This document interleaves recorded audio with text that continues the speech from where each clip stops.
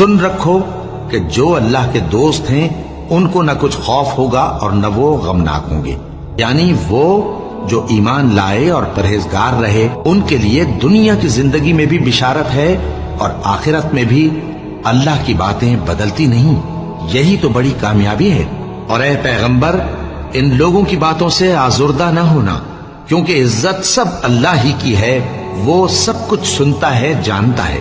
سن رکھو کہ جو مخلوق آسمانوں میں ہے اور جو زمین میں ہے سب اللہ ہی کے بندے ہیں، اور یہ جو اللہ کے سوا اپنے بنائے ہوئے شریکوں کو پکارتے ہیں وہ کسی اور چیز کے پیچھے نہیں چلتے، صرف گمان کے پیچھے چلتے ہیں اور محض اٹکلیں دوڑا رہے ہیں۔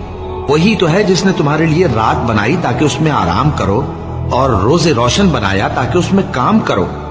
جو لوگ قوت سماعت رکھتے ہیں ان کے لیے اس میں نشانیاں ہیں۔ بعض